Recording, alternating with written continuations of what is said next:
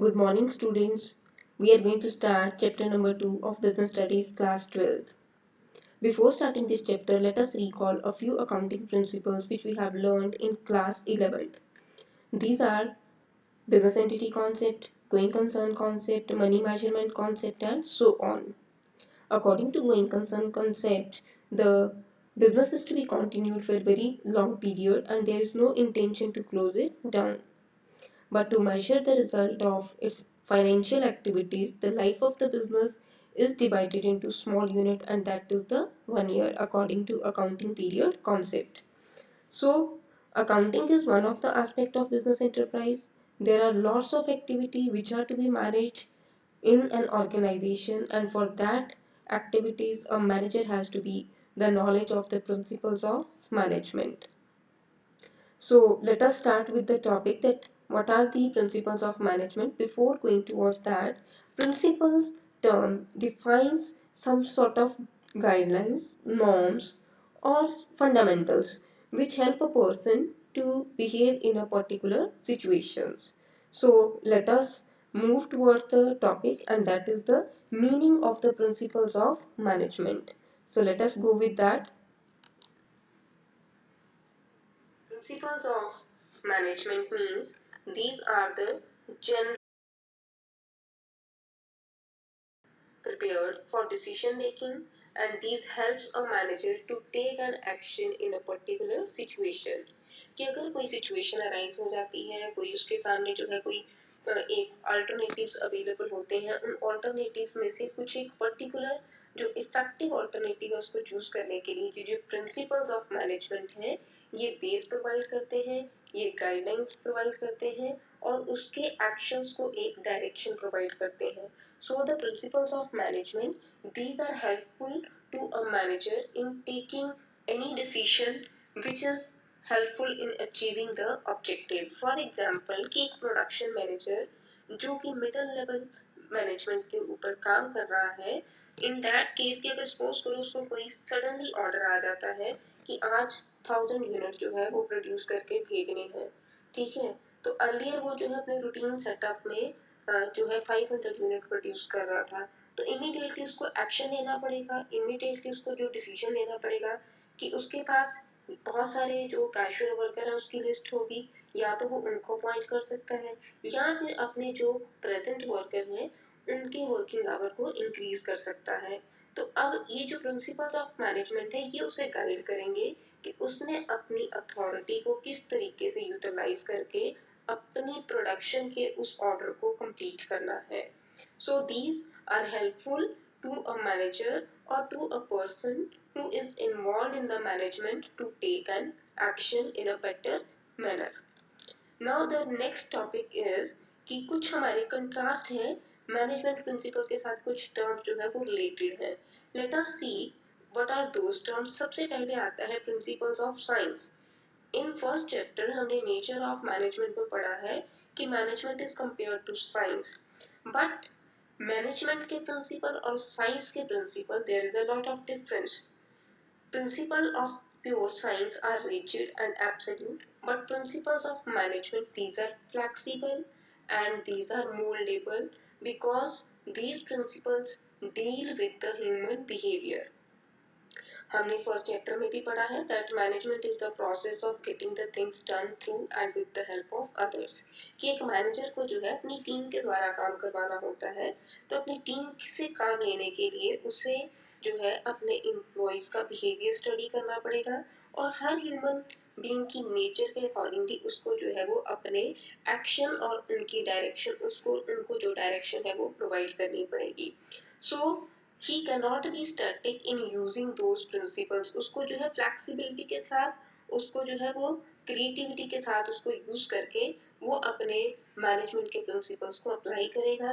when the creativity is involved he can use it with flexibility, but it is not in the case of pure science. pure science के principal जो है वो rigid है, absolute है. why rigid and absolute? Because they have a particular set of mechanism and we cannot go beyond that mechanism to apply the principles of pure science. So now the next term which is having the contrast, this is the management techniques और and management principles. अब ये techniques क्या है?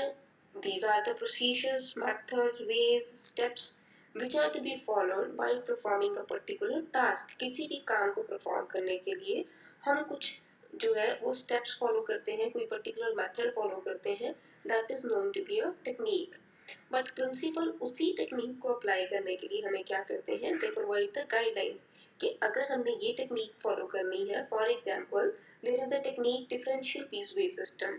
वो differential piecewise system जो है वो हमें बताता है कि अपने एम्प्लॉइज को मोटिवेट करने के लिए हमें जो है वो डिफरेंट पीस रेट रखना पड़ेगा। बट उसको अप्लाई करने के लिए जो हमें गाइडलाइंस फॉलो करनी है वो कौन सी फॉलो करनी है? That is the we have to follow the principles of management. Now the next term which is having the contrast with the management principle, it is the values. अब values क्या है? Values are the general norms which help us to behave in a society and which are formed through common practice. For example कि जो है एक child को उससे शुरू से उसके चाइल्डहुड से जो है वो वैल्यूज जो है डेवलप होनी शुरू हो जाती है from the around environment, the environment which is revolving around him, कि किस तरीके से बिहेव करना है, बाहर कैसे जब जाना है तो कैसे बिहेव करना है, तो अगर हमें कोई पर्सन जो है वो प्रॉब्लम में मिलता है तो हमें उसे कैसे हेल्प आउट करना है। So these values are the inner strengths कि जो हमें गाइड करती हैं कि हमें जो है सोसाइटी में किस तरीके से बिहेव करना है। But principles of management are not so. Principles of management, these are not formed through common practice, these are formed after a thorough research which was taken by father of management Henry Fuel and father of scientific management F.W. Taylor. उन्होंने अपने under perform करने वाले workers को different situation में रख के इन principles of management को इवॉल्व किया है। सो जो हमारे प्रिंसिपल्स ऑफ मैनेजमेंट और वैल्यूज है they are different from each other. अब हमने मैनेजमेंट के प्रिंसिपल्स और जो है उनका मीनिंग और उनका जो कंट्रास्टिंग टर्म्स है उसके बारे में पढ़ा है। अब हम नेक्स्ट मूव करते हैं नेक्स्ट टॉपिक की तरफ, that is the features of management. तो let us see what are the features of management. The very first feature which is here that is the universal applicability, कि जो हमारे management के principles हैं these are universally applicable. जिस तरीके से management जो है हर ऑर्गेनाइजेशन में, हर बिजनेस और नॉन बिजनेस ऑर्गेनाइजेशन, स्मॉल और लार्ज ऑर्गेनाइजेशन, पब्लिक और प्राइवेट सेक्टर में एप्लीकेबल है, इन द सेम वे जो मैनेजमेंट के प्रिंसिपल्स है these are also applicable to all these organisation, but the extent of their applicability would vary from one organization to another. For example, we should be studying a principle of management that is centralization and decentralization. अब जो centralization और decentralization है वो क्या कहता है? Centralization mean concentrating the power to take decision in a few hands, और decentralization क्या है कि उसी power को जो है to all the level of management it should be divided so as कि जो routine nature के matters हैं वो manager मिडल लेवल के और लोअर लेवल के अपने आप देख सके। बट इस प्रिंसिपल ऑफ मैनेजमेंट की जो ज्यादा जरूरत है वो किसमें होगी? बड़ी ऑर्गेनाइजेशन में, because the number of person who are involve in management that would be more. तो इसलिए हमें उस केस में डिसेंट्रलाइजेशन की ज्यादा जरूरत होगी बजाय कि एक छोटी ऑर्गेनाइजेशन में, क्योंकि छोटी ऑर्गेनाइजेशन में नंबर ऑफ पीपल कम होंगे, नंबर ऑफ पीपल कम होंगे तो हमें जो है इस प्रिंसिपल को अप्लाई करने की जरूरत नहीं पड़ेगी। There will be complete decentralization, there will be complete centralization. Now the next feature is that these are the general guidelines, जैसे कि हमने पहले ही पढ़ा कि ये उसे जो है वो वे और जो डायरेक्शन प्रोवाइड करती हैं, हेल्प करती हैं, but they do not provide a readymade solution कि this is the problem and you work like this. वो अपनी क्रिएटिविटी और अपनी जो है पर्सनल एप्लीकेशंस को यूज करके जो है उन प्रिंसिपल्स को यूज करेगा और फर्दर जो है वो सोल्यूशन के पास पहुंचेगा। तो वो ये जो जितने प्रिंसिपल्स ऑफ मैनेजमेंट हैं they general they provide a general base to behave in a situation but not a readymade solution. Now, the next feature of the principle of management is that these principles are flexible in nature.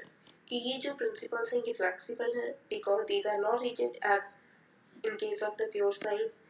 These deal with the human behavior और जिस तरीके की situation होगी जिस तरीके का जो है वो डिमांड होगी टाइम की उसी के अकॉर्डिंगली जो है मैनेजर अपने प्रिंसिपल्स को मॉडिफाई करके implement करेगा. So these are not rigid as these are rigid in case of pure science. The next is that these are formed by practice and experimentation. Earlier we have learned also कि ये जो principles हैं these are not developed overnight. Henry Fewell, the father of management, and the F.W. Taylor, the father of scientific management, they have developed these principles after observing their employees under different working situation for a different period of time. So these principles have been formed after a thorough observation, practice and experimentation in the different working conditions. The next is that these principles are mainly behavioral. कि ये जो principles of management है ये क्या है mainly behavioral है. Because the basic aim of management is to influence the behavior of the human being or the workers who are working under a manager. और ये जो principles of management है they will provide a better understanding to correlate to coordinate the activities of the persons who are working under a manager because एक manager को अपने human resources और अपने material resources के बीच में एक कोऑर्डिनेशन जो है वो डेवलप करना होता है ताकि जो जितने भी ऑर्गेनाइजेशन के ऑब्जेक्टिव हैं उनको बेटर वे में अचीव किया जा सके. So these principles deal with the human being and human being जो है उनका बिहेवियर हर टाइम पर स्टैटिक नहीं हो सकता. उनकी नेचर जो है एक दूसरे के साथ डिफर करेगी लेकिन एक मैनेजर को ग्रुप में काम करना होता है तो ग्रुप में काम करवाने के लिए उसे हर ह्यूमन बीइंग के टास्क को कोऑर्डिनेट करना होगा with another human being as well as कि उनको ह्यूमन बीइंग और मटेरियल रिसोर्सेज के बीच में कोऑर्डिनेशन जो है वो मेंटेन करना होता है. तो जो हमारे प्रिंसिपल्स ऑफ मैनेजमेंट है they will help him to coordinate their activities and we shall be learning later on in this chapter about those principles of management. Now let us shift toward the next feature of the principles of management and this is the that these intend to establish cause and effect relationship. Means कि जो भी हमने activity की और उसका क्या outcome होगा ये उसके लिए ट्राई करते हैं कि उनके बीच में cause and effect relationship develop हो जाए. But it is not as accurate as in case of pure science because the principles of pure science they are rigid, they are absolute and in that case the whatever is the cause it will bring the same effect in under different situations. लेकिन management के principles में ऐसा नहीं है because ये human behaviour के साथ deal करते हैं तो जो ह्यूमन बिहेवियर जो है वो स्टैटिक नहीं है तो उनका जो रिजल्ट है वो भी आउटपुट भी जो है वो हो सकता है डिफरेंट वे में डिफरेंट सिचुएशन में डिफरेंट वे से आउटकम आए.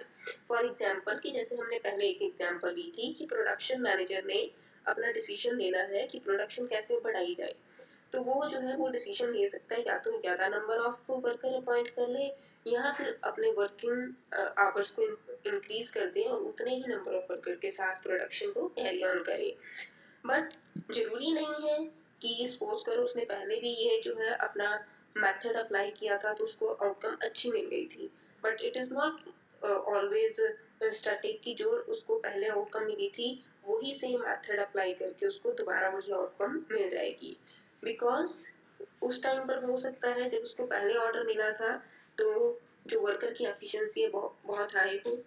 अब जो है हो सकता है कि वर्कर की एफिशिएंसी वेरी कर जाए तो इस केस में हम ये नहीं कह सकते कि हर बार एक ही मेथड को अप्लाई करने से सेम जो हमारा इफेक्ट है वो हमारे पास आ जाएगा.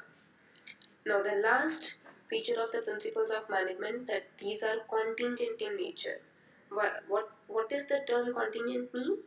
That the principles of management these are dependent upon the prevailing situations.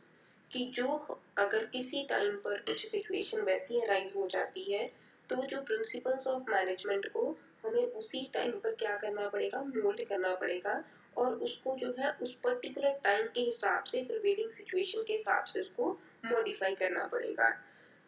Because to adjust in different environment, we cannot apply the principles of management as it is. तो अब हमें उन प्रिंसिपल्स को जो है अपनी सिचुएशन के हिसाब से मोल्ड करना होगा कि हम जो है इस तरीके से इसका जो है वो वर्कआउट कर लें ताकि हमारा जो रिजल्ट है, आउटकम है, वो अच्छे आ जाए। फॉर एग्जाम्पल कि टीचिंग लर्निंग प्रोसेस में भी अभी जैसे लॉन्ग टर्म पीरियड चल रहा है, तो लॉन्ग टर्म पीरियड के दौरान हमने अपने वर्किंग मेथड को जो है वो मॉडिफाई कर लिया है। जो अपनी रूटीन सेटअप था, उस रूटीन सेटअप से बाहर आकर हमने work at home, work from home जो है वो मेथड अप्लाई करके अपने टीचिंग लर्निंग एक्टिविटीज को कैरी आउट कर रहे हैं। So this implies that the principles of management are contingent in nature. So with this, our topic is over. Thank you, and we shall be meeting again very soon with